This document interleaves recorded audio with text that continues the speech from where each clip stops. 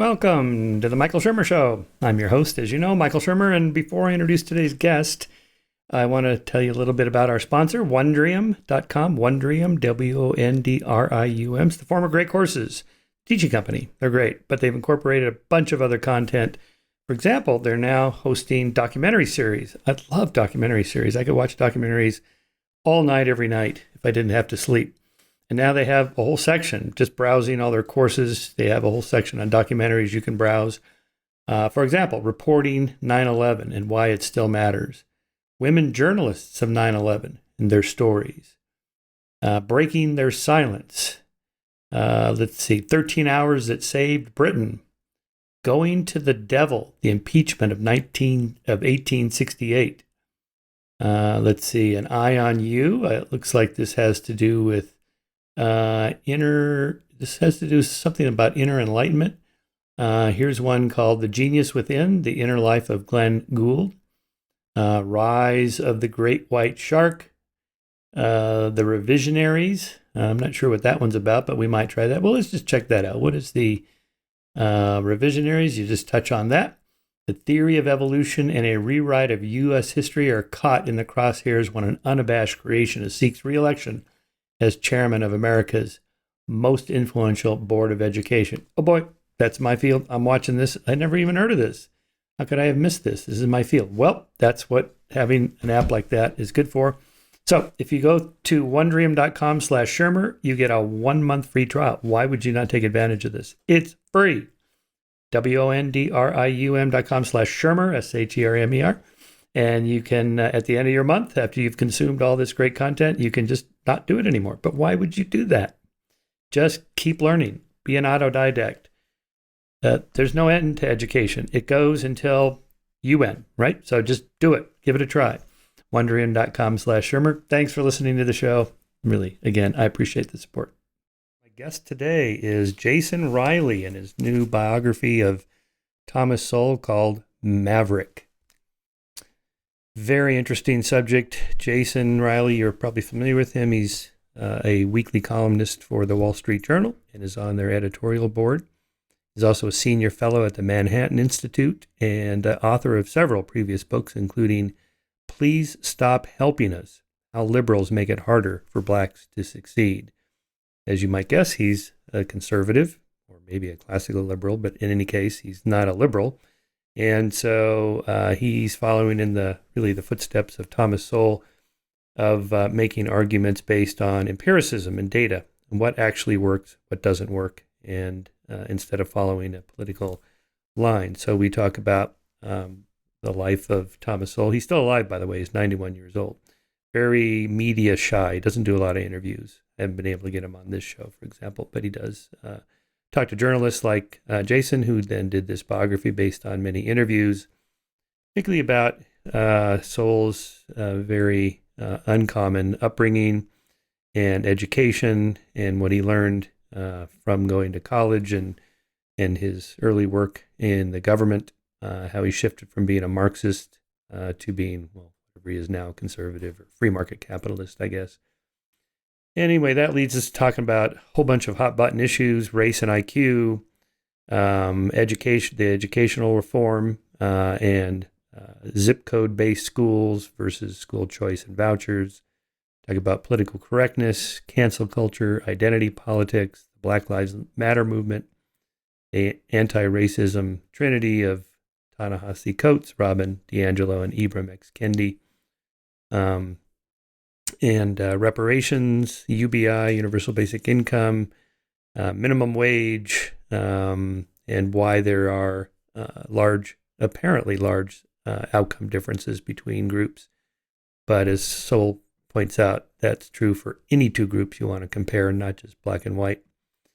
And then we talk about Thomas Sowell's trilogy, his conflict of visions, and the quest for cosmic justice, and the difference between the constrained and unconstrained visions and that search for cosmic justice, and how that leads to this quest for utopia that is never going to be attainable, and all the bad things that leads to. And then we wrap up talking about current events, like what does it mean to be a Republican or a conservative in the post-truth era, As Jason points out, we're not in the not post-truth era, post-Trump era. As he points out, we're not in the post-Trump era. He's still around. So, and then we wrap up talking about where we can go from here. So, enjoy this conversation. If you appreciate the podcast, please support it through the Skeptic Society at skeptic.com/donate. That's skeptic.com/donate. We appreciate your support, no matter how small or large it may be. That's what keeps us going. All right. Thanks for listening. Jason Riley, thanks for coming on the show. Thank you for having me. I'm a longtime reader of your Wall Street column, and of course, I'm a huge, longtime fan of Thomas Sowell. I will have already given a proper introduction to your biography, Maverick, a biography of Thomas Sowell. Before we get into that, why don't you give us a brief biography of Jason Riley, and a little bit of where you came from and how you got to the Wall Street Journal and writing about Thomas Sowell. Well, I first heard about Thomas Sowell as a college undergraduate in the early 1990s. I was born and raised in Buffalo, New York, and that's where I went to school, the University at Buffalo, SUNY Buffalo, and worked on the school newspaper, and was sitting around one day talking with my colleagues about affirmative action, and someone said, "Jason, you sound like Thomas Sowell." And I said, "Thomas who?"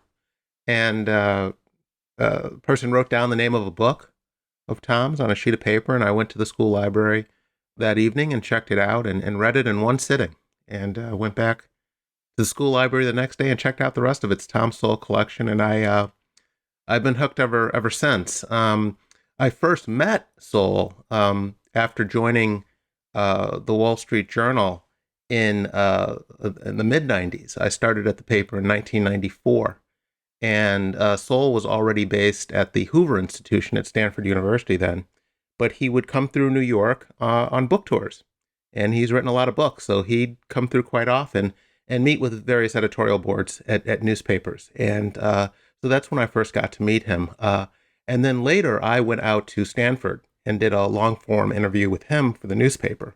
This would have been in the mid-2000s, and that's when we sort of struck up an acquaintance that has endured. And I started bothering him about writing this biography some time ago. He's a stubborn man and was not particularly interested in having a biographer, but he's 91 years old now, so maybe I just wore him down in his dotage and got some of his friends to go to bat for me. And he had always said, "Go ahead and write it. You don't need my cooperation." But I thought it would be a better book if he did cooperate. And I also thought more people would talk to me about his legacy if they knew that he was cooperating. So he eventually did, and I think the book is much better as a result. Yeah, it's an intellectual biography, which I like, although the details of somebody's personal life also matters in terms of how lives turn out.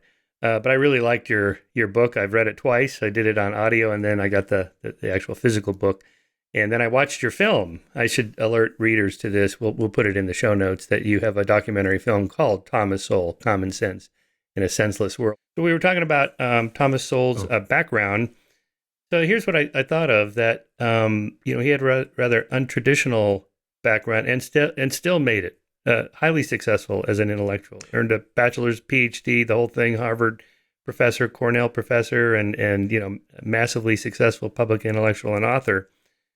And so when both liberals and conservatives think about, well, what can we do to uplift poor people and minorities to a better life, we think, well, education and Head Start programs, on the left side, and then conservatives say, well, you got to have an intact family or a parent at home that encourages children to do their homework and reads to them a lot, and so on.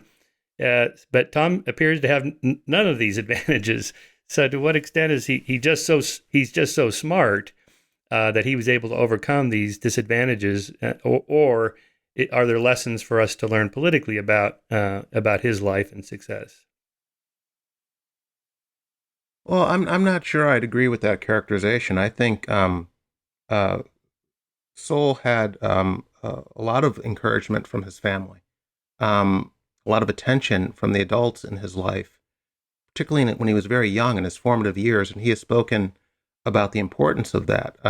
He when he first moved to Harlem, the family put him in touch with another young boy that they knew. He happened to be from an immigrant family from the Caribbean, and this other young man took Tom to the library for the first time, taught him how to check out books, um, uh, so taught him about how if you didn't like the public school you had been assigned to, you could put in a request to transfer to a better school.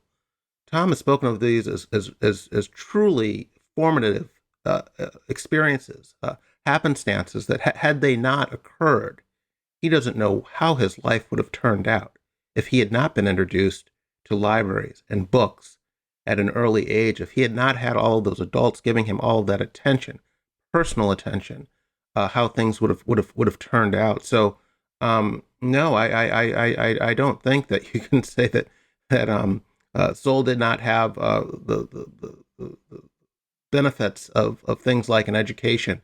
And he has spoken about, education is an issue he has written about extensively, about it being the ticket to success, to prosperity for not only blacks, but other low-income ethnic and racial minority groups. And it's sort of part of that belief that he has in the importance of human capital when it comes to upward mobility. And by human capital, he's talking about education, skills, habits, behaviors, sort of internal development that must take place in a group. And there are no shortcuts to that developing. And to the extent that a government program, even a well-intentioned one, interferes with a group's internal development, it's doing more harm than good. And that gets him to his attacks on the ever-expanding welfare state and its attempts to help in ways that have put in place incentives that have done a lot more damage. And Tom's an empirical thinker, so he's looking at the experience of blacks and other groups prior to these huge welfare state interventions, and then looking at their experience after those interventions were put into place. And it's clear to him that the data shows that blacks were advancing at a much faster rate prior to the expanded welfare state brought to bear by the Great Society programs of the 1960s, in terms of the rate at which they were leaving poverty, in terms of the rate at which they were gaining in terms of education, both in absolute terms and relative to whites, in terms of income, home ownership, unemployment, just on down the line. The fastest progress among blacks was clearly prior to the Great Society interventions of the 1960s. It was known before the Great Society that there was upward mobility already in the black community in America, and yet still the liberal, the liberal politicians pushed to do that anyway. Why do you think that is? It was not only known. It was not only known. It was known that the breakdown of the black family was a concern. In other words, the what really drove a lot of this breakdown was the migration from the South. That was the strain on black families. It's very hard to run a farm as a single mom. So I mean, there were these incentives for families to stay together. As people started moving north into urban environments, that put the strain on the black family that manifests itself in ways that Moynihan was describing in that report. It hadn't reached the proportions that it would later, but he saw the beginnings of this, and again, it was relying on data from black intellectuals at the time to report this, and of course, he caught hell for that report, blaming the victim, and he was called a racist and all other kinds of names for pointing this out. But he turned out to be quite prescient in what he was saying in terms of how this would affect black communities going forward, absent fathers, and we see that playing out to this day in places like Chicago, where you have these young men running around shooting at each other because they have no role models in the neighborhood. No one is protecting these neighborhoods. No one is providing any kind of guidance for these young men, and I think that's just, we can trace that back to something Moynihan was pointing out all those years ago. Yeah. So why isn't it the fact that people can look at that and look at all the data that Sowell published in so many books, within America and also cross culturally, and say, this is not working. We should try something different. Well, the way I've put it is the civil rights movement has become an industry, if not a racket. So there is a vested interest in pretending that the main barriers to black success are white racism, structural racism, systemic bias, and all the rest. If you are an activist group, Black Lives Matter, the NAACP, and so forth, you have a vested interest in pretending that basic civil rights are still being denied blacks, voting and so forth. It's how you raise money. It's how you stay relevant. If you're a black politician who wins votes by pitching government programs, you are going to tell your constituents that all of their problems are someone else's fault, and that you have a government program to rescue them. So there are incentives put in place. The racial grievance industry in America is a very, very lucrative one, and so I think that is why you see people continue to make these arguments even when they don't have the evidence on their side. It can be quite profitable. Yeah, I noticed the week we're recording this, last week of September, Ibram X. Kendi just won a MacArthur Award. It's like $500,000, and it's a pretty Sure. prestigious award to win. And he's just showered with Sure, kind of and yeah. So Kendi is a good example of what I'm talking about. Nicole Hannah Jones, the author of the New York Times 1619 Project, Ta-Nehisi Coates, of course, has risen to prominence, calling for slavery reparations and what have you. This is critical race theory has gained prominence in recent years, and all this is, I mean, all these guys really do is say that black problems today are the fault of whites and the responsibility of whites to solve. That is the essence of this critical race theory, which is really just a fancy argument for affirmative action. And if you trace the history of critical race theory to academia in the 1970s, where it originated, that's what they were doing.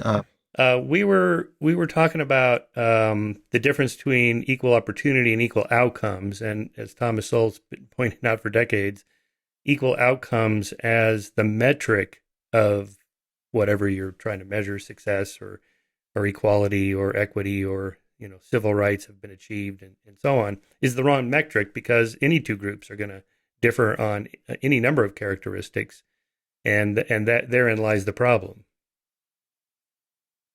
Right, exactly. That, and he's pointed out that this is particularly problematic in a country like America.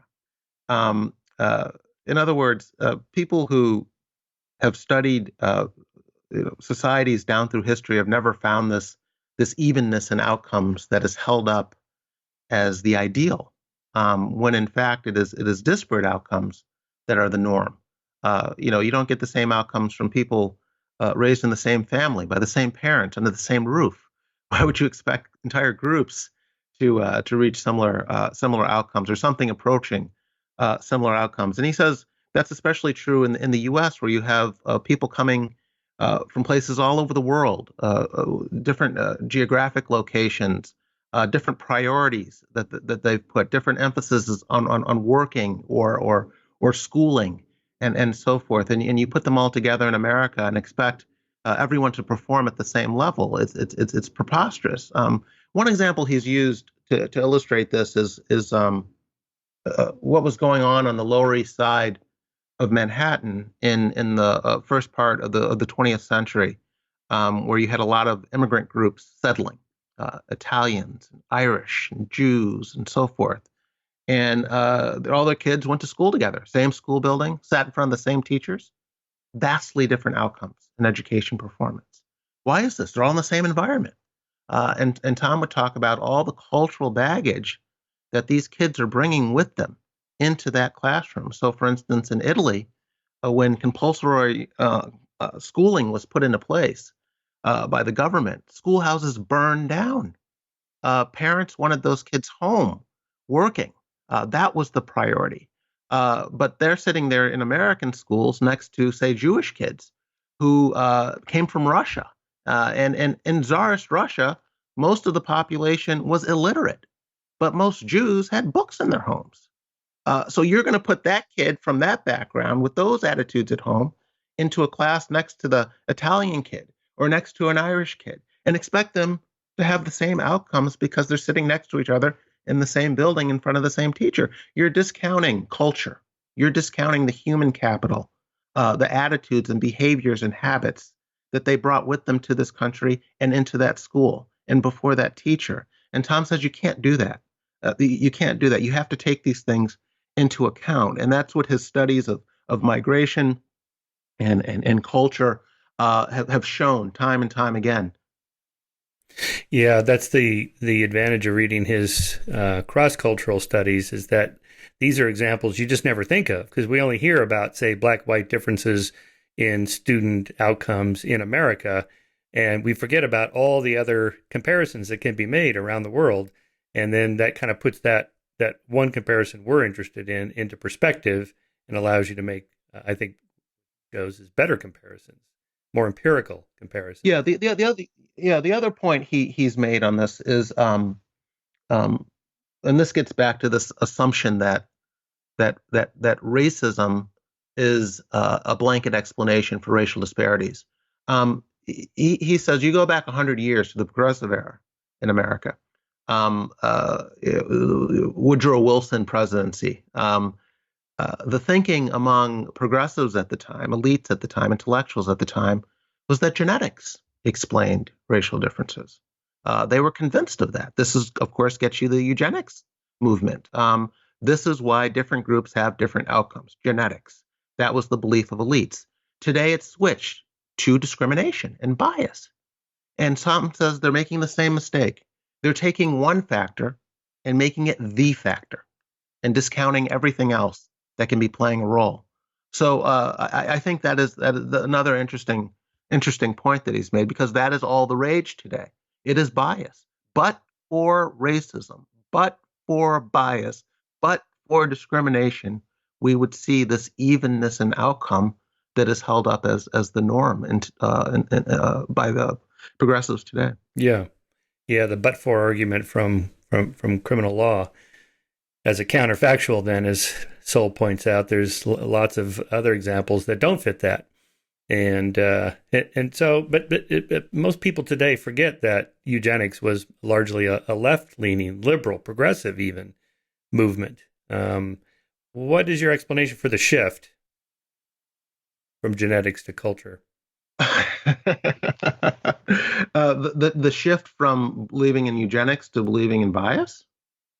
Well, they're both consistent with these sort of I guess there's a belief that I guess maybe the book that best explains this in terms of where Sowell is coming from is his Conflict of Visions book. Yeah, I love where that he book. talks about it's basically a book about how your view of human nature largely determines your view of various public policies that we have today, and largely explains our disputes, our political disputes, our social disputes, going back hundreds of years. And he lays out these two broad visions in this book. One he calls the constrained vision. Sometimes he calls it the tragic vision. And the other vision is the unconstrained vision, which he sometimes calls the utopian vision of human nature. So someone with a more constrained view of human nature, and Sowell would include himself in this group, believes there are sort of limits to human betterment, that we might want to end war or end discrimination or end poverty, but that's unlikely to happen. So the best that we can do is to put in place institutions and processes that help us deal with problems as best we can that we're probably never ever going to solve completely. And he contrasts that with this more utopian vision of human nature, which says no, we can not only manage these problems, we can solve them entirely. It's just a matter of brain power and willpower and logic and reason. And not only that, we can not only solve these problems, we can do so without any trade-offs whatsoever. To win-win situation.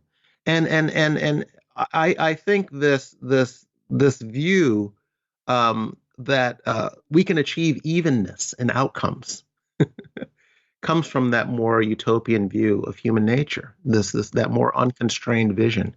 And that book is an important one, I think. If you want to understand, if you want to get inside Tom's head, that is the book to read, because that is the framework he's operating within, whether he's writing about economics, history,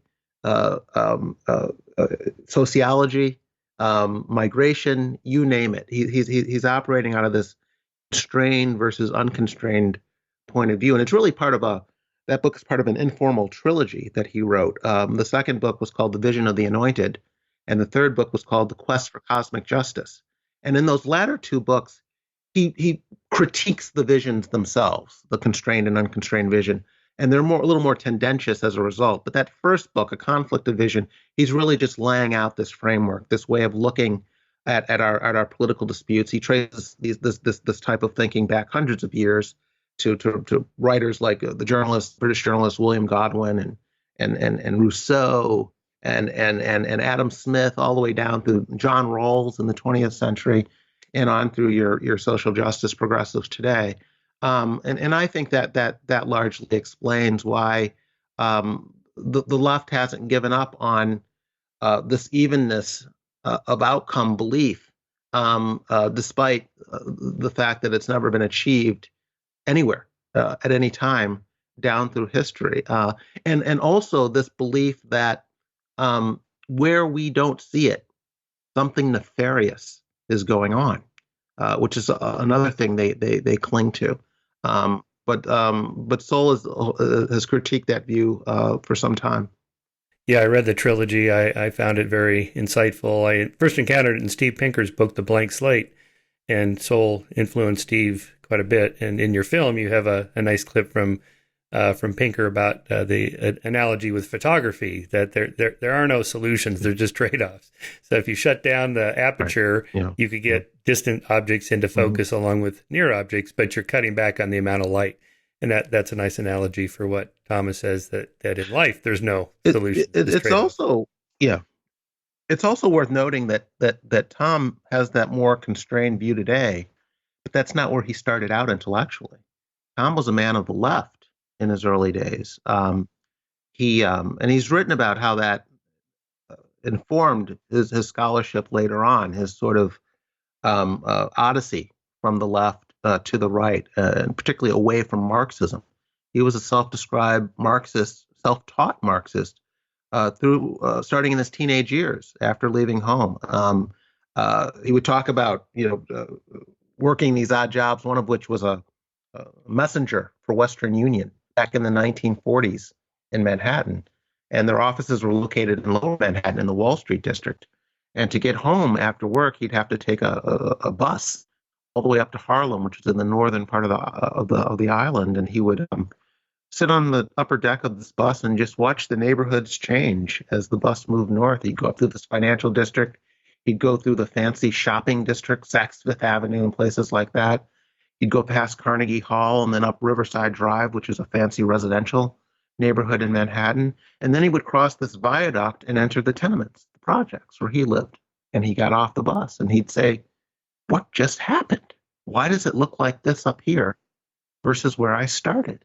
And he said, "Marx explained that to me in a very satisfying way. You're being exploited. by the people down there. That is what is going on, and Sowell clung to that for a good amount of time through his years at Harvard and Columbia, even while studying under George Stigler and Milton Friedman at the University of Chicago. Tom Sowell was a dedicated Marxist well into his late 20s. And he says it was a job in the government, working for the Department of Labor in Washington, D.C., that caused him to rethink his Marxism, his socialism, and the benevolence of government programs in general. He was studying minimum wage laws in Puerto Rico and noticed that they were harming job prospects of low-income minorities, pricing them out of the labor force. And he also noticed that the government didn't much care and that they were going to continue to promote these minimum wage laws despite their effects. And it caused Tom to rethink his whole view of Marxism and socialism. And it's just one example of how life experience has informed Sowell's scholarship as much, if not more so, than book learning. So when he writes about that unconstrained vision, he's writing as someone who used to believe in it, who used to hold it, and did for quite a large chunk of his youth.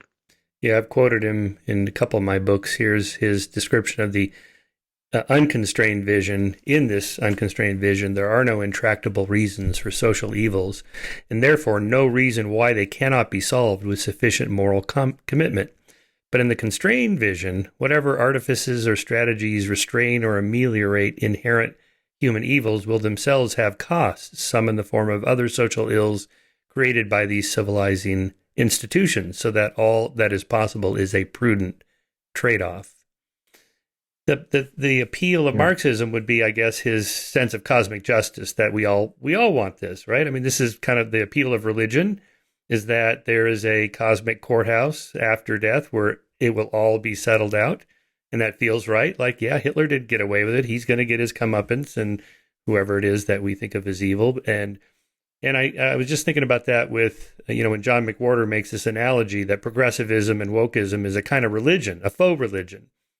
In the sense, I think that Thomas Sowell meant that it's a quest for cosmic justice. We're going to track down every last racist, even if you don't know you're racist, you're unconsciously racist, and we're going to ferret that out, and you're going to pay for that. And we're going to do this to everybody in society until it's all made right. I mean, that is that kind of sense of, okay, we're going to correct even the kind of words that you use, what kind of language we can speak, and we're going to get it down. And that has that kind of religious sense, like it's all going to be made right in the end. There's also a sense that that by focusing on the moral failings of whites or of the West in general, you are somehow helping these underprivileged minorities.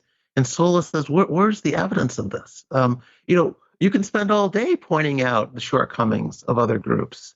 How that helps the upward mobility of the people you're trying to help is another matter entirely. I mean, I have no love for Confederate statuary, but I'm not sure that taking down statues of Robert E. Lee is going to close the achievement gap in schools or stop these kids from shooting each other in Chicago. What is the connection between these two things? And I think the constrained vision accounts for that. Starting with the fact that you're never going to entirely wipe out evilness in humanity. And Sowell would take it further. He would say, it's not necessary to do that. We can try and do that. We can try and move in that direction. But the idea that an oppressed group, should sit around waiting for others to get their act together first is nonsensical. And particularly when you have a history of oppressed groups in country after country that have risen to economic levels that surpass their oppressor. It's happened with the Asians here in America, who out-earn whites. It's happened with Jews in any number of countries throughout Europe and in America, who again were discriminated against, property confiscated, and so forth. yet economically rose above the majority groups. It's happened with the ethnic Chinese throughout Southeast Asia, who outperform the people in charge, both educationally and economically. So there's no need to say we must rid society of bias and prejudice in order for minority groups to rise. That's where Sowell gets back to that importance of human capital, which can help a group overcome being hated by greater society. And it's also why he puts this emphasis on free market capitalism, because among the various types of governments, what free market capitalism does is at least put a price on discriminating against people. When you let the free market do its thing, that's what happens. So a person can choose to not rent apartments to Asians, but one price of that might be an apartment sitting empty for a longer period than it needs to.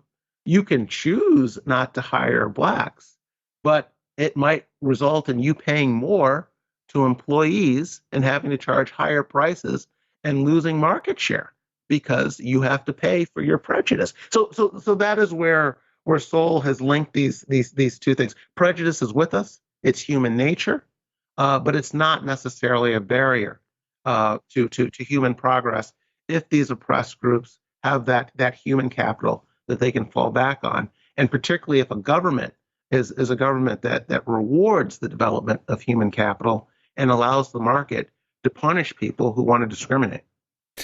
Yeah, on the statues thing and other minor issues like that, I think they're minor. I think some of it comes from a sense of, I want to do something to help, just, the average person.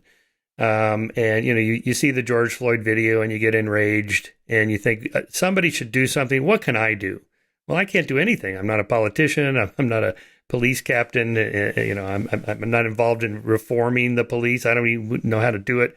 But I want to do something. I'm going to go down to City Hall and I'm going to protest with my buddies. And, hey, there's a statue. We're going to bring that thing down. And then I feel like I've done something. Sort of like people commenting on Twitter, bring our girls back when that Boko Haram group kidnapped those girls. Like, they care about Twitter comments. I mean, but at least I feel like I'm doing something, right? So otherwise, the kind of problems we're talking about here are so big. And the causes, from a social science perspective, are so complex. It's kind of this tangled web of causal vectors, all operating things like culture and background and education, genetics. Bleh, what do I know about that? So, but I can pinpoint this one simple thing here and do something about it. Yes, I think there is a sense of that. When it comes to something like George Floyd, however, I think that the media has played a very detrimental role in how people think about these things. Part of it is just the social media phenomenon, everyone walking around with a camera phone and being able to record these moments in ways that we couldn't before. So something like George Floyd happens and gets caught on video and goes viral, and people see how much attention it's getting. And because something like that gets more attention than it used to, the assumption is that it's happening more often. But those two things are not necessarily the same. And and here's where the media could have played a more constructive role in talking about just how often police use lethal force, just how often suspects die in police custody, and whether that number has been going up and been going down over the decades. What is the trend line? Let's put this in context. And the media knows how to put things in context when it wants to. I'll give you an example. If you have an illegal immigrant, a drunk driver, kill somebody on the road, it'll get covered in the media, and the media will be sure to tell you that this is not typical behavior among immigrants, legal or illegal. This is an aberration. The same thing will happen if an immigrant murders someone or something like that, particularly an illegal immigrant. They'll tell you, violent crime is down in this country. Most immigrants are law-abiding. They go out of their way. They bend over backwards to put it in context, and they are right to do so because they have the data on their side. But why don't they do the same thing when a cop shoots a civilian, lawfully or unjustifiably? Why don't they tell you how often this happens? Why don't they give you the numbers? Why are they so eager to break down police shootings based on race, but not criminal behavior based on race? Can you talk about one without the other and still be telling the full story? I mean, the data on police shootings is quite remarkable, given the narrative out there. And just to give you an example of the disconnect between the two, um, the New York City Police Department has been keeping detailed records of police use of lethal force going all the way back to the early 1970s. And in 1971, the first year they had, the police shot 314 people, 91 of them fatally. 20 years later, by 1991, the number of police shootings had fallen from 314 to 108, and the number of fatalities had fallen from 91 to 27. The most recent data is from 2019, just before the pandemic. And that year, New York City police shot 34 people, 10 of them fatally. So you're talking about a roughly 90% reduction in police shootings and police shooting fatalities in the nation's largest city with the nation's largest police force. And New York is no outlier here. You can look at Chicago and Oakland and Baltimore and Detroit and so forth. You will see the same thing, a massive reduction in police use of lethal force, particularly regarding minority suspects. None of this gets the attention it deserves. And when something like a George Floyd happens, that is when we need it the most. I think those millions of people that were out there protesting were doing so because they honestly believe that Black men leave the house every day worried about getting shot by a cop. Black men may indeed leave the house every day in some of these cities worrying about getting shot, but not by a police officer. But you would never know that from the media coverage. And that's why I say, I think in situations like George Floyd, the media behaved extremely irresponsibly in providing no context for how often this happens, how much less it's been happening over the decades compared to how often it used to happen, how cities are much better policed now. Police are much more restrained now. In Chicago in 2019, there were 492 homicides, 3 of which involved police. 3 out of 492. That's from the Chicago Sun-Times. I mean, the idea that that the problem in these neighborhoods is policing and not criminality is absurd. We spent recent years having a conversation in which police reform sucks up all of the oxygen. I have no problem. I mean, we can always do better with policing.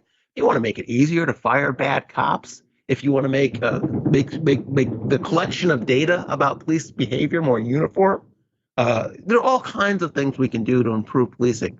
But we should not be scapegoating cops for social inequality in America, which seems to be the direction we have with these conversations when something like a George Floyd goes down. You talk to people in these communities, and I've lived in these communities, I've worked in these communities, I've gone to school in these communities. I can never, ever recall a time when the people who lived there thought that the police were a bigger problem than the criminals. But that's you never know that based on the media coverage we get. Okay, why is it that we don't hear about it? Other than the liberal bias or it doesn't fit the narrative, is there a more specific explanation? Well, those are the two main ones. I mean, first you have the liberal bias, and by that I mean, there have actually been studies of voting among the Washington press corps. It's 80-90% Democrat, and if you don't think that impacts their coverage, you're kidding yourself. Liberals do tend to go into journalism, and that liberalism affects their journalism. And so you certainly have that liberal media bias going on there. And yes, it does fit a political narrative. that the left wants to push. Again, that is that personal responsibility, family breakdown. All these are off the table. It is some nefarious third party that is involved here, and you can't point out the fact that that these police, frankly, spend most of their time trying to keep peace in these communities, keep people from shooting one another. That is their main goal, and that is what they spend most of their time doing. There in excess of 7,000, 7,500 black homicides in this country every year. 2 or 3% of them might involve police. It's the over attention that we give to this subject is just tremendously out of whack. Given the leading cause of homicide, the leading cause of death among young black men is homicide. Leading cause of death among young black men is homicide, and it's not because the cops are shooting them, which is what people have been led to believe. So if we want to begin addressing these issues, we have to have honest conversations about what's going on, and it's increasingly difficult to have honest conversations about what's going on. It's just not allowed. Yeah, last year, I don't know, maybe 6 months ago, my lecture agent was trying to put together a debate with myself and somebody else about conspiracy theories that we would take to college campuses, because this is one of the areas I study. So he found a NPR correspondent, an African American who studies these kinds of things and also, race issues and whatnot. Anyway, so we got to talking about, QAnon and all the kind of goofy conspiracy theories but we were in agreement on that. So there wasn't much to debate. So I said, well, I'm really skeptical in a way. I think that the narrative that cops are driving around looking to fulfill their quota of killing black men every month or whatever is a kind of conspiracy theory. It's not true. And people act on their beliefs in conspiracy theories. And when they're out there protesting, they really believe that this is what cops are doing, and they are rightfully angry about it. Because if that was true, you should be angry. But it's not true. It's a false conspiracy theory. Anyway, that ended the conversation. He said that this is not open for debate. Like, but you're an NPR correspondent. I mean, yes, it's open for debate. Of course, it's open for debate. No. Anyway, that ended that, so it never happened. That was kind of disappointing. It is. We getting back to Sowell. I think that's what's most missed by him being less active than he used to be out there with the columns and so forth. He was. I guess today you'd call it canceled, but he was canceled a long time ago by the left for writing about these racial controversies, being politically incorrect in doing so, and but that sort of thinking is needed today more than ever. Someone's got to be a straight shooter about these things, and if you want to go around lying to people about police targeting them or about their voting rights being in jeopardy, someone needs to push back at this nonsense. My concern is there are too few people out there today doing that. And Sowell is someone who's been doing it for a very, very long time. Someone who's put truth above popularity, and it's cost him.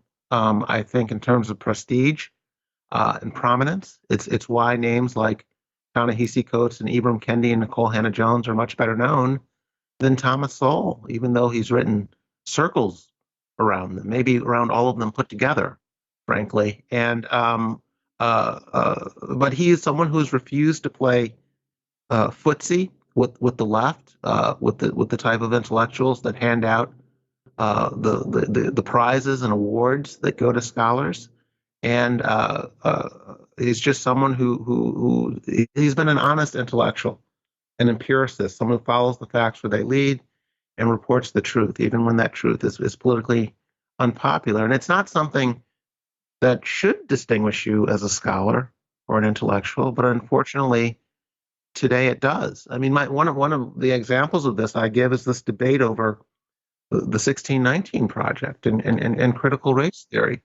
The 1619 Project is the brainchild of a journalist at the New York Times, Nicole Hannah-Jones, who is not a scholar, is not an academic, has never written a book on anything, never published an academic paper, and is being deferred to on this rewriting of U.S. history that puts slavery at the center of America's founding, and makes America out to be uniquely evil for its slave past.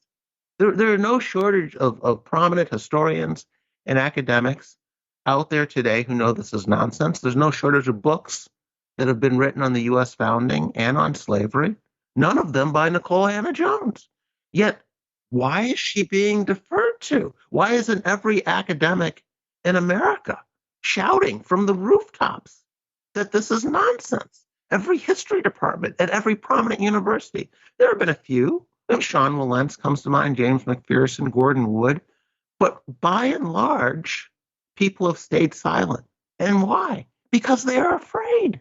They're afraid of being called names, a racist, a sexist. They're afraid of a Twitter mob coming after them. They're afraid of her social media followers. Tom Sowell was never afraid. Mm-hmm. He was never afraid. Yeah, he was And I fearless. think we need 100 more just like him. Yeah. It's why I called the book Maverick. Yeah, I know. He was a maverick. We have to remember he's still alive. Yeah. Yes, all that's true. Although I should point out that you've certainly picked up the mantle, and you have a readership in the Wall Street Journal of 2.5 million people. That's you're not exactly a silent voice. Well, I'm a journalist. I'm a journalist. I'm talking about the scholars, the academics, the intellectuals out there. I can push back using my platform. Certainly, I get on TV and I get to write the column. But I just think the scholars should be taking on this 1619 Project in much larger numbers than they are, and it's shameful. Slavery existed long before America existed. It existed all over the world. I mean, the idea that America is uniquely evil because of its slave history is nonsense on stilts. What makes America unique is emancipation, not slavery. I mean, the idea that not enough people or so few people, so relatively few people seem willing to stand up and say that, I find quite disturbing as a commentary on where intellectualism is today. Let me read you a passage here I had from a previous guest, Minouche Shafiq. She wrote a book called What We Owe Each Other, A New Social Contract for a Better Society. This is going to be the exact opposite of what you and Thomas Sowell would argue, so this will be probably a softball one for you to knock out. But she writes, first, that everyone should be guaranteed the minimum required to live a decent life. This minimum should include basic health care, education, benefits associated with work, and a pension that protects against poverty and old age with the level depending on how much society can afford. Second, everyone should be expected to contribute as much as they can and be given the maximum opportunities to do so, with training throughout life, later retirement ages, and public support for child care so women can work. Third, the provision of minimum protections around some risks, such as sickness, unemployment, and old age, are better shared by society rather than asking individuals, families, or employers to carry them. Close quote. She's the head of the London School of Economics. She worked for the World Bank and the IMF and the UN as an economist and so on. And, that's an appealing vision, right? That, we want to take care of everybody. Why is it conservatives are kind of painted like you guys are cold, heartless, and you don't care about people that fall through the cracks and so on? When in fact, I think you do, but the question is, what's the source of helping people that are in need, private versus public? Well, it's a very unconstrained vision she's laying out there, and I don't think there are a lot of people who would disagree with her goals. But can you do it? And how do you do it?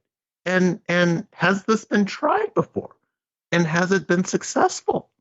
I mean, free market capitalism, the last time I checked, had lifted far more people out of poverty than socialism 90%. and wealth redistribution. Yeah. Well, and wealth redistribution. I mean, we've tried to do a lot of the things that she's calling for. It's been tried here in America. It's been tried in other countries. Redistributing wealth, taking from some to give to others. If sending out checks to poor people solved poverty, my goodness, we would have solved it decades ago if that's all it took. People calling for slavery reparations, I say the same thing. You know, slavery reparations amounts to yet another wealth redistribution program. We've tried that before. It's interesting that on the left, uh, the response to government failure is always more government. it's, it's I'm not sure how that's supposed to work, but that is usually there's double down, more government. Government policy fails. We need more government. We need a bigger government policy. But yeah. So again, it's a question of what you can do. What is realistic? What and she is operating with a mindset that resources are unlimited, that time is unlimited, and that there are no trade-offs between taking from the most productive people in society and giving to less productive people. That the most productive people will continue to be the most productive people, no matter how much of their wealth you confiscate.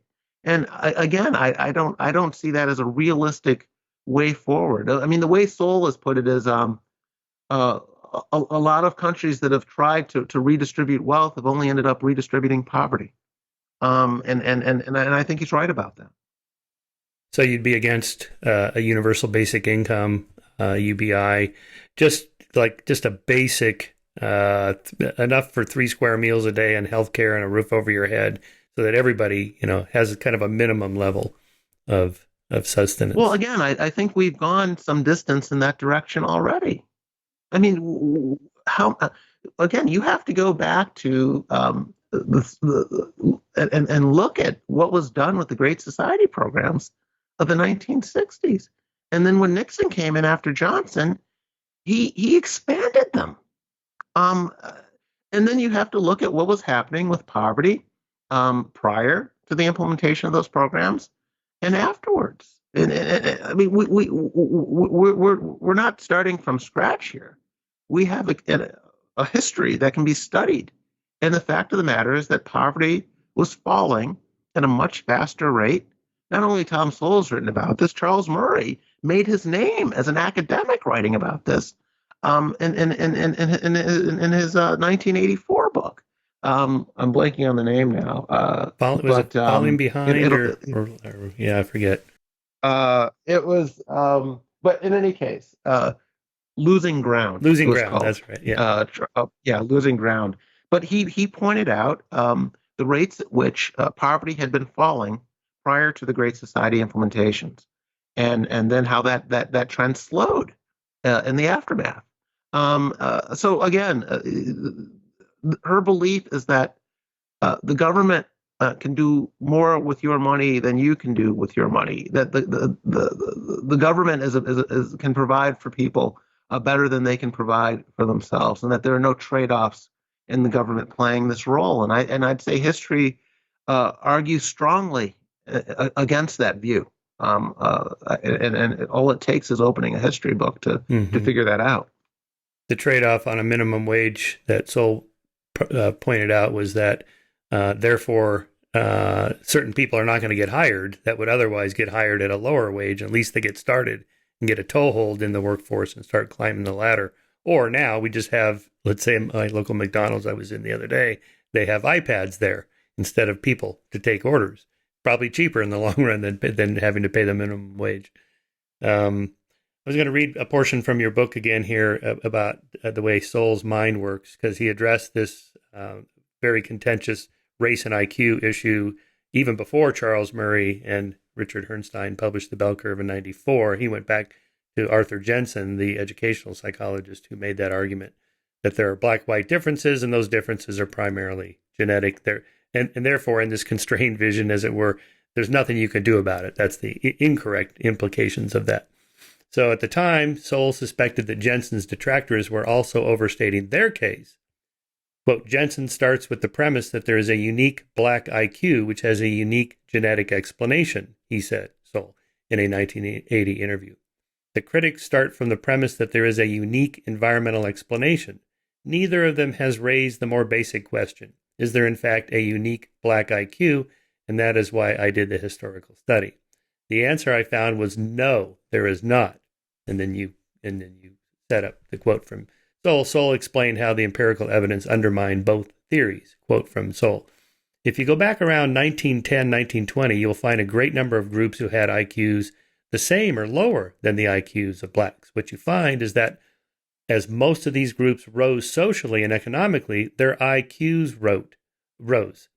So that you had, for example, Polish IQs that were the same level as blacks around World War I. Now Polish IQs are above the national average. Jews, very surprisingly, scored quite low in the mental tasks during World War I. And in fact, the man who invented the college boards, SAT, said that we have now disproved the popular notion that Jews are intelligent. His proof was somewhat premature, we found out, and Jews have won about a quarter of all Nobel Prizes won by Americans. So I like that Sowell, takes seriously the arguments of Arthur Jensen and Charles Murray, and then go, okay, let's see what their evidence is, and then he, kind of deconstructs it from there. Yeah, the other finding of Sowell's that undermined a purely genetic explanation was how quickly a group's intelligence score could rise. Within 1 or 2 generations, you would see a jump in scores, and genes don't work that fast. He pointed out. So it showed that the environment was clearly playing a role. But you're right. The thinking and it persists today is just to call people names instead of taking on their arguments. And Sowell, again, this again speaks to his Maverick inclinations. When there were a number of black thinkers, prominent black thinkers, who found out that Sowell was working on this race and IQ stuff in the 1970s and privately urged him to stop. And Sowell says they were afraid of what I might find. But Sowell's attitude was, you can't be afraid of what you might find. If you want to help people, you need to find out where they are. This gets to this whole testing debate we're still having, standardized tests, getting rid of the SAT scores, getting rid of admissions tests for selective high schools and so forth. The left wants to get rid of the test, as if eliminating the test will eliminate the achievement gap. No, it won't. It'll only obscure the gap. All these tests are telling you is where these kids are. And if you want to help these kids, Sowell would say, you need to know where they are, not where you hope they are or where you want to pretend they are, because they could only get where we want them to go from where they are. And so Sowell was not afraid of what he might find. He suspected Jensen was wrong, but he said, we should find out and then get to work on trying to help the people we want to help.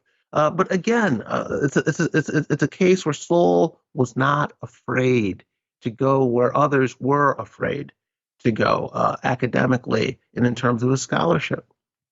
Yeah, James Flynn did the same thing with, but he was a liberal, even a self-proclaimed progressive. But he thought, if there's something wrong with this argument about race and IQ, well, we need to address it. And he discovered the now eponymous Flynn effect, where IQ scores have been going up on average about 3 points every decade, which can't be genetics. It has to be something cultural, environmental, generational. And his explanation was, we shifted from an agricultural, farming-based economy to an industrial-based economy, now to a digital, information-based economy, and that makes people better at abstract reasoning. And what IQ test and SAT so on is this kind of abstract reasoning, the kind of thing you can't study for. you can't memorize vocabulary words and re-up your education on geometry to do well in the SAT, say. Those portions. The other portions are just pure aptitude. But that seems to be able to be improved just purely culturally. Yeah.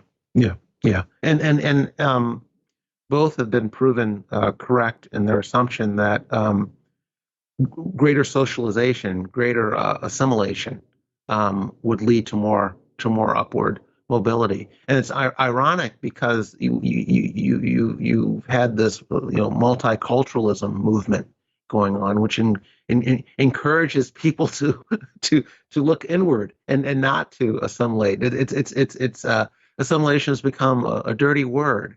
It's called cultural appropriation now, when in fact all of human progress is cultural appropriation. I mean, that is how we move forward. That's how humanity moves forward, by appropriating best practices, so to speak, among different cultures. And I said that both Flynn and Sowell have been proven correct in this, because we have seen gains among blacks as more assimilation has taken place and as less segregation exists. We have seen gains in intelligence scores as they predicted we would.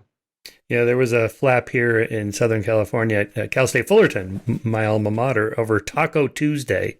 The students had Taco Tuesdays where, the food trucks would come in and then there was a big flap. Oh, that's so wrong for you whites to be culturally appropriating and enjoying tacos. It's like, you can't drive around Southern California and avoid Mexican food. And it's great. Who wants to not assimilate that? I mean, it's just crazy. That is what culture is all about.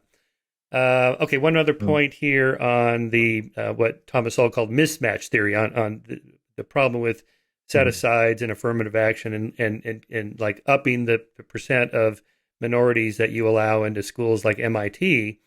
Sowell pointed out, well, if they're not properly prepared in high school in STEM fields, for example, they're not going to do well. They may be the top 10% of their class, but they're going to be in the bottom 90%, or the bottom 10% of the MIT class, and then they're going to fail. So you're setting up students that are not prepared to fail, and then you're going to, after the fact, say, well, see, that proves the racism of the MIT faculty or administrations, which are probably some of the most liberal places, campuses in the world now. So it can't be racism, and it's probably this mismatch theory. But you don't hear about that very often anymore. Well, right, the mismatch is often spoken of in the context of race and ethnicity, but the theory applies in realms beyond that. In other words, any time you take a student who doesn't meet the average academic credentials of the university and place him in that university environment, you're going to have a mismatch problem. So that's whether you're talking about a black kid from who hasn't been properly scored lower on the SATs, or whether you're talking about a legacy student or an athlete. They too have higher dropout rates and lower scores due to the same mismatch phenomenon. So just to be clear, when you're talking about mismatch, it's not just simply an issue of race and ethnicity. But the point here is do we want these kids to graduate, or do we only care what the freshman class looks like? Are these kids just window dressing at these schools, or do we care if they actually learn something and obtain a degree? And the University of California system provided this sort of natural experiment of this after they ended racial preferences in college admissions back in the mid 90s. And what we saw was Black and Hispanic graduation rates increased significantly after that happened, including in the more difficult fields of math and science and engineering and so forth. Their rates went up by more than 50%. And this, again, is because the school is admitting kids who were prepared to do the work. And again, this gets back to these tests and people pointing to the test as as the problem. And if a test produces racially disparate outcomes, the test must be racist. And it's easy to forget how early these disparities start. And one thing that Sowell is pointing to, and not just Sowell, Robert Putnam at Harvard has written about this, is you can go back and look at studies that show the words per hour that children hear at home based on their socioeconomic status. So kids with parents on welfare will hear about 600 words per hour at home. If you're a working class family, your child might hear about 1,200 words an hour at home, and a child of professionals will hear about 2,100 words an hour. It might not seem like a huge difference, but after a period of time, a 10-year-old child of someone on welfare will not have heard as many words as a 3-year-old child of professionals. And you think about how this is before these kids even get into school, even start school, and then we look at the outcome of an SAT test that they take at 17 and go, oh, that test must be racist because this kid didn't score with this. Do you know how early this divergence started, and the idea that you're going to compensate for it with a few remedial classes freshman year is absurd. And if you get rid of that test, you're not getting rid of that gap. That gap is going to show up when that kid goes to apply for a job or tries to join the military, doesn't get the promotion. It will show up. And the test should not be scapegoating for the gap that we see. That's much earlier.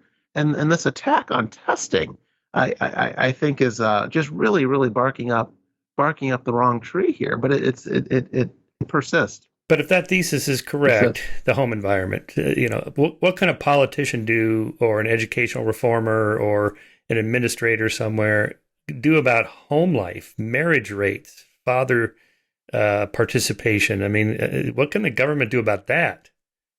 Not. I don't think of it that way. I wrote a book called "Please Stop Helping Us," right. and it's because I believe that the problem is not what I need the government to start doing, what I need the government to stop doing, and stop doing things that we know don't work.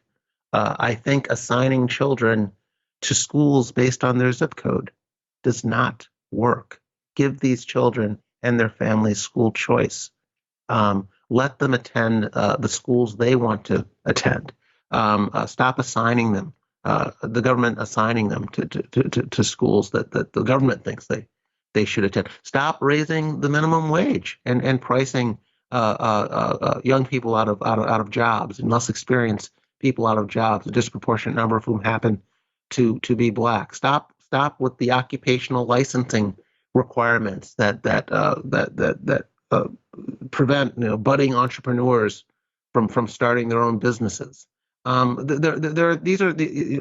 Stop trying to replace a father in the home with a government check or universal basic income or whatever you want to call it these days in the latest iteration. It's about what we need the government to stop doing. I think we need to be a little more humble. The government needs to be a little more humble about the role it thinks it can play in socially engineering the outcomes that it wants. History shows that there is an internal development that needs to take place in these groups, and that there are no shortcuts to that internal development. And to the extent that the government has tried to play a positive role, that's where we've gotten into trouble. Sowell talks about it in the sense of he says the greatest achievement of the civil rights movement was getting the government off the backs of Blacks, particularly in the South, where you had the Jim Crow laws and so forth. That was their greatest achievement. It's when the government since then has tried to help affirmative action, expanded welfare benefits, and so forth. That's where we've gotten into trouble. And so I don't think of this in terms of what I think the government should start doing. It's more about back off. Interesting.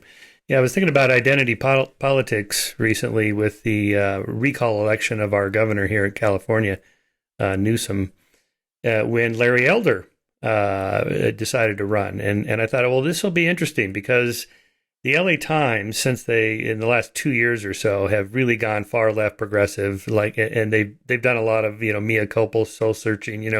We used to be racist in our coverage, and here's some of the bad things we did, and we're gonna really correct the record here. And so then when Larry announced his candidacy, I thought, well, this will be interesting because he's black, but he's conservative. So what's more important in identity politics, the identity or the politics? And based on the LA Times response, as you probably know about that famous headline now that went around the world, he's the black face of white supremacy. And there was that incident in which a white woman in a gorilla face mask, ran up to him at one of his campaigns and threw an egg at him and was screaming at him. Had that happened to Barack Obama, the LA Times would have just been all over that. But they largely ignored that, and they just went after Elder just relentlessly every day, just pounding on him. They found some old girlfriend of his that had some slightly not so positive things to say about him. I mean, it was just, so to me, it was like, okay, this isn't actually about identity. It isn't really skin color. It's really politics. Yeah, and it's something a lot of black conservatives have gone through, being called a lot of names and psychoanalyzed and all the rest. So you sort of get used to it. And I'm sure, I know Larry a little bit, and he's got a thick skin. I think he's going to be, I think he's going to be okay. Yeah. And he knew what he was getting into, but the irony here is that Larry Elder, in fact, holds views that are aligned with most black people, at least if you look at the polling. And this gets back to something Sowell was written about when I was, excuse me, when I was researching the book. I went back and looked at a bunch of interviews that Sowell had done over the years, and he would inevitably be asked how it feels to go against the grain of most black people as a black conservative, and Sowell would often correct the premise of the question. He would say, "You don't mean I go against the grain of most blacks. You mean I go against the grain of most black elites, most black intellectuals." And he said, most black, intellectuals don't represent the interest of most blacks any more than white intellectuals represent the interest of most whites, and that's an important distinction to make. And this gets you to Larry Elder and his position on things like affirmative action and voter ID laws and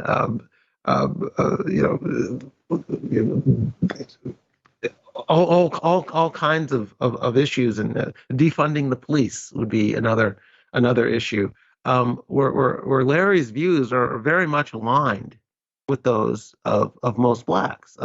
Most blacks support voter ID laws. Most blacks oppose racial preferences in college admissions.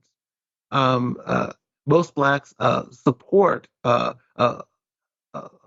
police in their neighborhood and do not believe that the police should be defunded or that resources should be diverted from policing in their communities.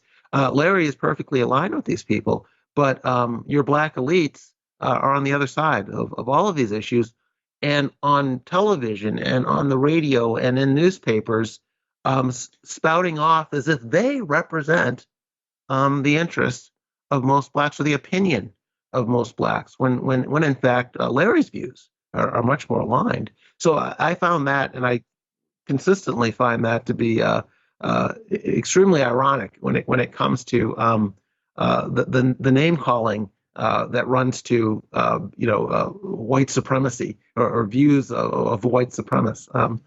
But here we are. It's just an example of how the narrative can be so divorced from the reality of what's happening in a lot of these conversations. Yeah, well, I want to be mindful of your time, Jason, but I wanted to ask you, just kind of reflecting on what it means to be a conservative post-Trump, and feel free to speak for yourself as well. But it seems like not only has the left lost its mind with its woke progressive far left, I think this kind of populist authoritarianism on the far right is also disturbing, and conservatives can't seem to stand up. Here I'm thinking of old school conservatives, a George Will or a Goldwater conservative, something like that, as compared to, say, a Trumpian type conservative or a Liz Cheney. Let's use a current example. When I think of conservative, I'm not a conservative. I'm a classical liberal. But I think of conservative, I think of like Liz Cheney. Yeah, and here, she's getting hammered by her fellow conservatives, or are they? What are they? How do you think about conservatism in the post-Trump era? Well, I think the problem is we're not in the post-Trump era. Okay. He hasn't gone anywhere. This is still the Trump era, as far as I'm concerned. Right. And until we are actually in a post-Trump era, I think you're going to continue to see the disarray that you currently. There's a civil war going on right now among conservatives. He's stoking it, and I don't think it's going to be resolved until he stops stoking it one way or another. I mean, now he's and I don't think he has. There's no rhyme or reason to what he's doing. I think it's about his personal interest. I'm not convinced that Trump really cares about the future of the Republican Party or the conservative movement. He's doing what is in his own self-interest right now, and no one's surprised at this point that he's behaving this way. But I mean, when you're at the point of telling your people in Georgia that Stacey Abrams would be a better governor than their current governor Brian Kemp, and again, this is a state that I don't know that Republicans can continue to lose with any consistency and still win national elections. Your Republicans have a problem on their hands right now. I can't predict how it's going to play out, but they definitely have a problem that they're grappling with. I guess the fortunately they're having this sort of crises at the same time that the left seems to be going through something not exactly parallel, but similar in terms of a fight between its progressive wing and more centrist Democrats. So I guess that's the one saving grace here is if your political opponents are fighting among themselves as well, they can't train all of their fire on you. So it'll be interesting as a journalist and as someone who writes a lot about politics to see how this ultimately plays out. My conservative friends are always ranting about AOC, but I remind them, what about Marjorie Taylor Greene? She's just as nutty on the other side. I mean, really, this is, well, where are the the Lincolns and the Douglases and the Hamiltons and Jeffersons? I mean, it's maybe they go into tech because the money is better, or some other professions. Well, the irony here is, you've had Republicans win one presidential, the popular vote in one presidential election since the end of the Cold War. I mean, think about that. This is not the time for pup tent republicanism. This is there's got to be some outreach going on here on the part of Republicans if they want to start winning the popular vote again. They need to expand their appeal, and they seem to be going through a purification process right now, which is this is not the time to be purging people for insufficient purity of your vision. I just don't know on a practical level. Politics is math at the end of the day. Well, your column, I think your column yesterday, you talked about that there's this meme in republicanism or conservatism that we can't appeal to Hispanics and blacks, so we'll just give up on them and just try to get the white vote or whatever. But that's not true. Well, it's certainly not true among Hispanics who have proven to be swing voters to a much larger extent than blacks have in recent decades. But Hispanics, I mean, George W. Bush in 2004, which was the last time Republicans won the popular vote in a presidential election, was 2004, won around 40% of the Hispanic vote and more than 40% in some heavily Hispanic states. So the question is not why Hispanics don't vote Republican. It's why did they stop voting Republican? And that history has sort of been tossed aside, downplayed, or forgotten by some conservatives who particularly see the immigration system as just importing more Democratic voters.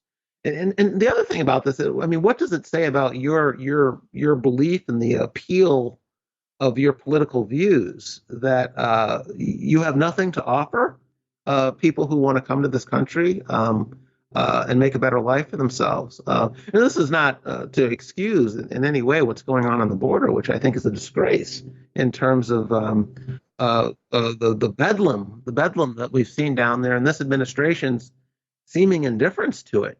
But on another level, I don't think Republicans need to write off this ethnicity.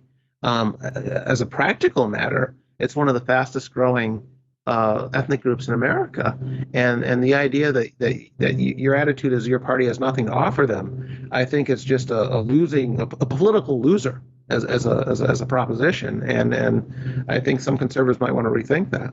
You wrote a book on immigration. I haven't read that yet, but I'm gonna do that next. That doesn't sound very conservative to me. It sounds more like libertarian. Open the borders and let the market decide.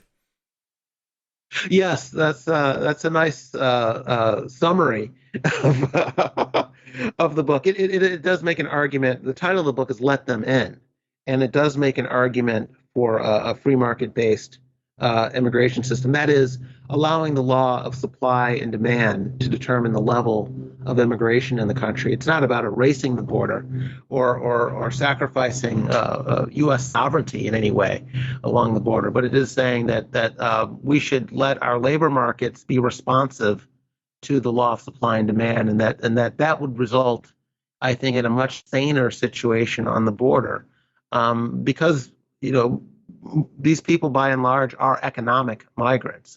They're coming here for work. When there is work, they'll come. When there's not work, they won't. It's no fun being poor and destitute in America. You don't speak the language, and it's warmer back home. So I don't think.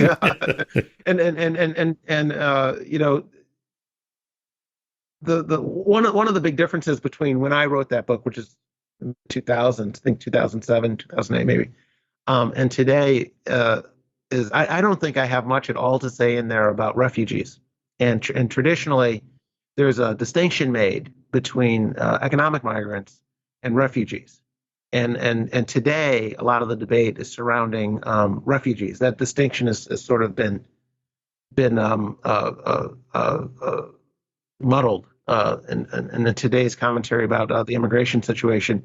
But mostly I'm writing about economic migrants and putting in place the right incentives, which include border security, but also say let's give people more legal ways to come as a way of reducing illegal immigration. And I still think that's the way to go.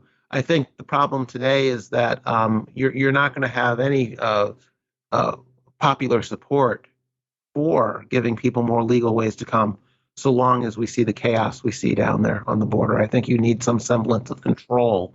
But there's no doubt that we need to reform our immigration system. It was put in place for a more agrarian society, for a 20th century economy. And we're not, that's not where we are today. So maybe we do want to rethink prioritizing family migration over education and skills and so forth. I think all of that should be on the table.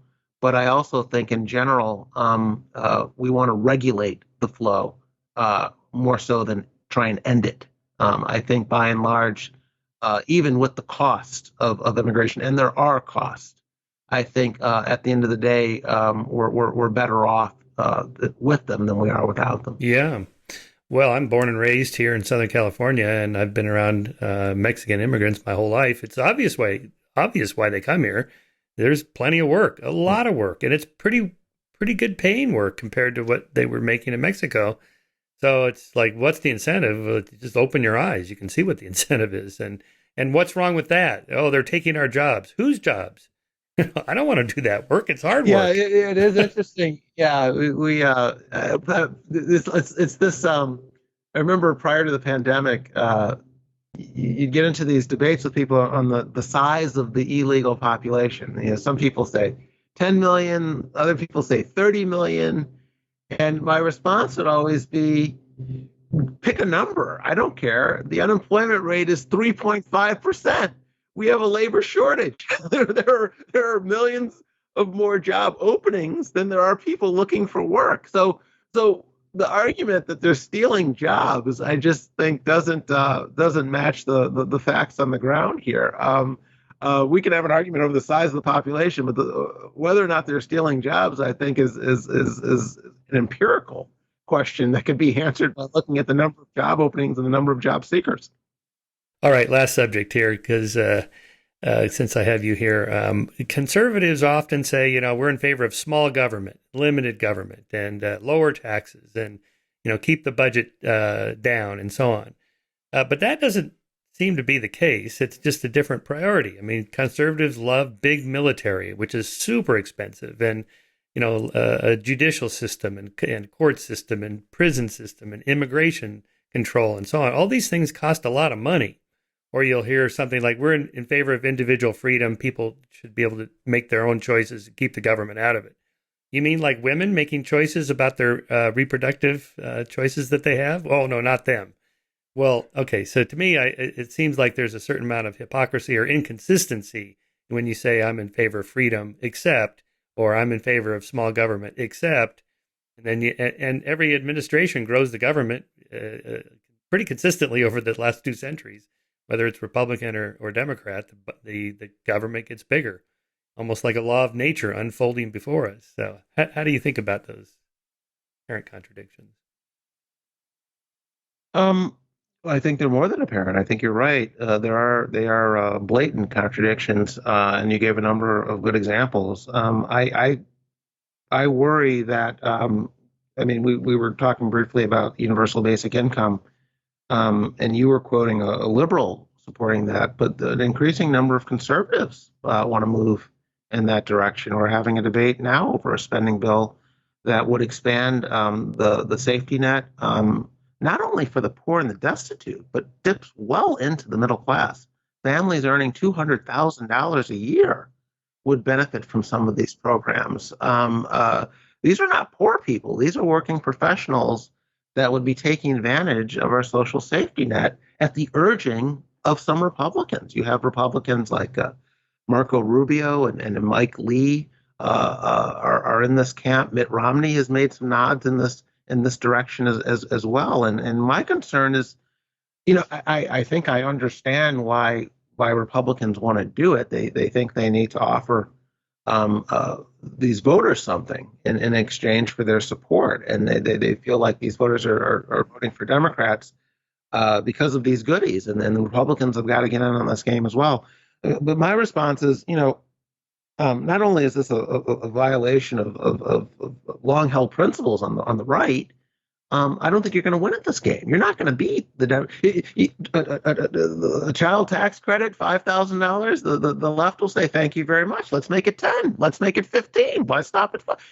You are never going to beat the Democrats at this game. And those voters who vote on those issues will go vote for the real thing. And so I don't see it as a politically wise move, and that is aside from the cost of these programs and the incentives put in place by a larger welfare state and so forth, and the trade-offs involved here, and the history of what happened in the wake of the Great Society and all that.